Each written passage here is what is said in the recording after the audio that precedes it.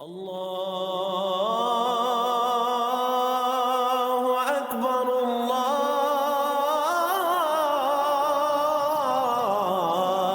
اکبر۔ اعوذ باللہ من الشیطان الرجیم، بسم اللہ الرحمن الرحیم۔ فکر اقبال یوٹیوب چینل میں تمام ساتھیوں کو خوش آمدید۔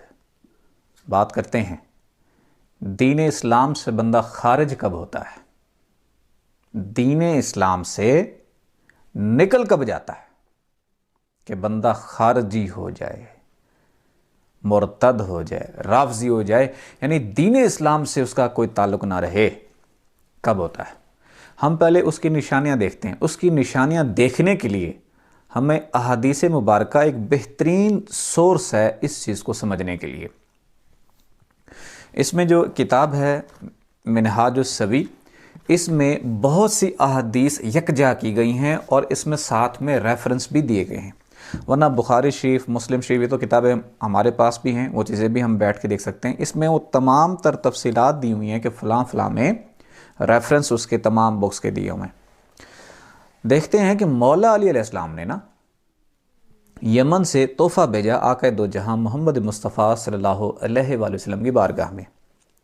نبی پاک صلی اللہ علیہ وآلہ وسلم نے تالیف قلب کے لیے کچھ لوگوں میں وہ مال تقسیم کیا۔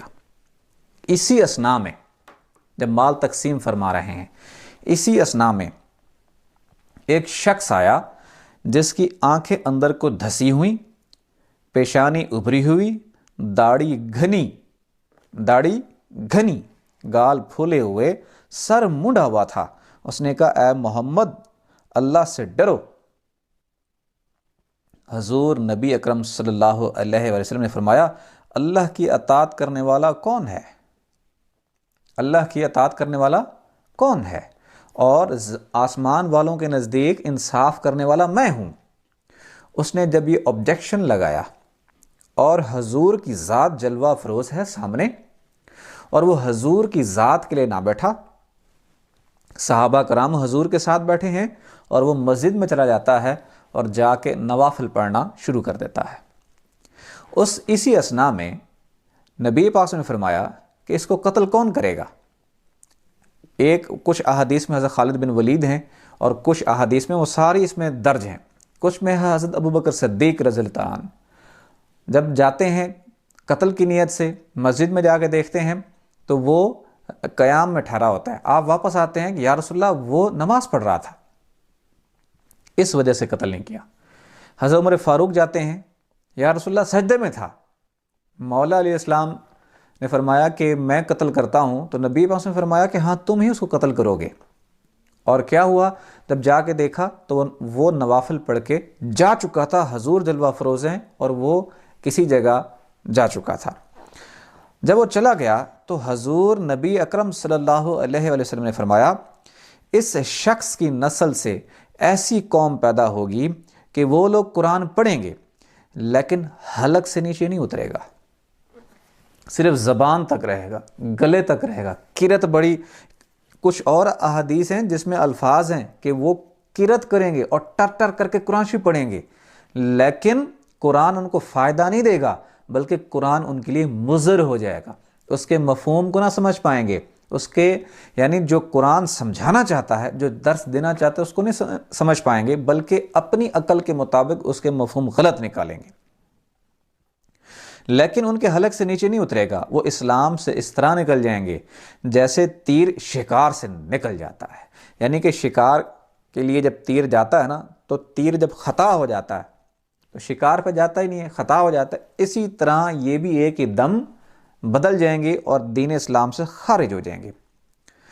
وہ بت پرستوں کو چھوڑ کر مسلمانوں کو قتل کریں گے، بظاہر خود مسلمان ہوں گے لیکن مسلمانوں کا قتل عام کریں گے۔ اور آقا دو جہاں محمد مصطفیٰ صلی اللہ علیہ وسلم کا فرمان کیا ہے؟ اگر میں انہیں پاؤں تو قوم و عاد کی طرح ضرور انہیں قتل کروں۔ اب اور احادیث ہیں جس میں فرمایا، حضرت ابو سعید خدری رضی اللہ عنہ فرماتے ہیں، حضور نبی اکرم صلی اللہ علیہ وسلم سے سنی ہے اور یہ بھی گواہی دیتا ہوں کہ حضرت علی کے ساتھ تھا جب ان خارجی لوگوں سے جنگ کی گئی اور ان شخص کو مقتولین کی تلاش یعنی کہ ایک شخص تھا جو نبی پاک نے نشانی دی تھی کہ اس کی ہاتھ کی ہتھیلی تھوڑی ابری ہوئی ہے، نشانی یہی ہے، اور اس شخص کو تلاش بھی کیا گیا اور ان کا خاتمہ بھی کر دیا گیا۔ پھر وہاں پہ ایک صحابی نے کہا جو مولا علیہ السلام کے ساتھ تھا کہ شکر ہے کہ خدا تعالیٰ نے اپنی دھرتی کو ان ناپاک لوگوں سے پاک کر دیا ہے۔ تو مولا علیہ السلام نے فرمایا کیا تم سمجھتے ہو یہ لوگ ختم ہو گئے ہیں؟ یہ کئی لوگ اپنے باپ کی پشت میں ہیں، کئی لوگ اپنی ماں کی رحموں میں ہیں، اور یہ لوگ آتے رہیں گے، قیامت تک آتے رہیں گے، اور ان کا آخری مارکہ، آخری گروہ ان کا دجال کا ہوگا۔ یعنی جو دجالی ٹولہ ہے، یہاں سے ہمیں یہ بھی ثابت ہو گیا جو دجالی فتنہ ہے، دجالی فتنے کے لیے یہ نہیں ہے کہ وہ یہودی ہو، وہ یہود النسل ہوں گے لیکن سامنے ٹھہرے ہوئے مسلمان ہوں گے۔ ہمیں یہ کانسیپٹ یہاں سے کلیئر ہو جاتا ہے کہ دجالی ٹولے کے لیے، دجالی فتنے کے لیے وہ نماز بھی پڑھیں گے، وہ قرآن کی تلاوت بھی کریں گے، لیکن قرآن ان کے لیے مضر ہوگا۔ وہ اللہ کی عبادت بھی کریں گے، اللہ کو بھی مانیں گے، لیکن جو فیض دینے والی ذات ہے، یعنی کہ ان کے دور میں امام مہدی علیہ السلام مد مقابل ہوں گے۔ اللہ تعالیٰ کے دائیں جانب سب سے قریب حضور پاک ہیں، تو بائیں جانب سب سے قریب امام مہدی علیہ السلام ہیں۔ سر سے پاؤں تک سراپا حضور پاک ہیں امام مہدی علیہ السلام۔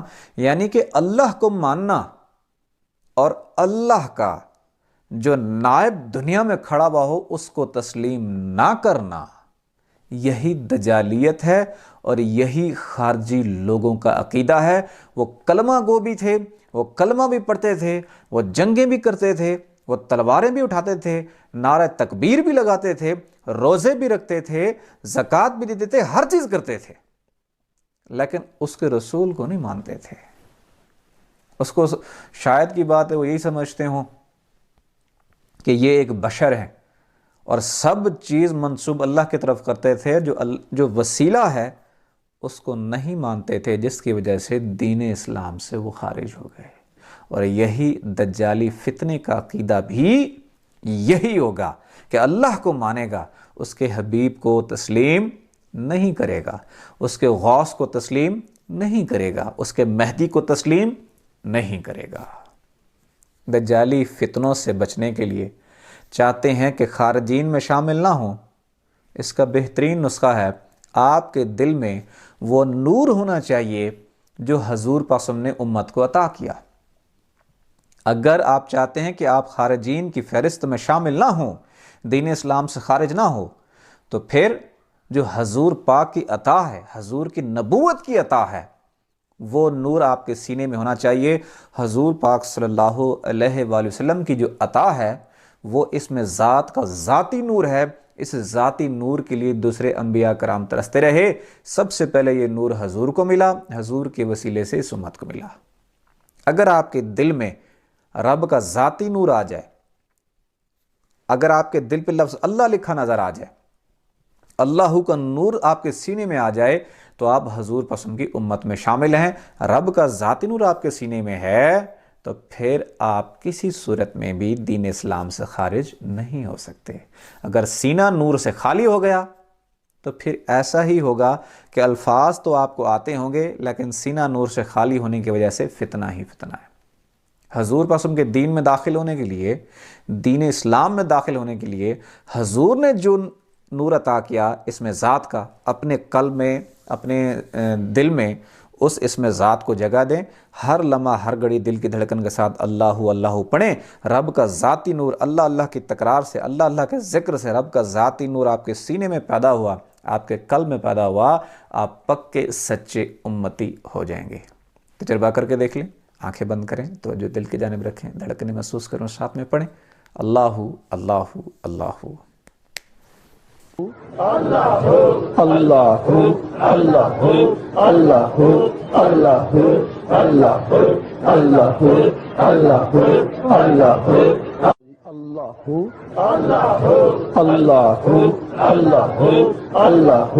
اللہ اللہ اللہ اللہ اللہ لا الہ الا اللہ محمد رسول اللہ۔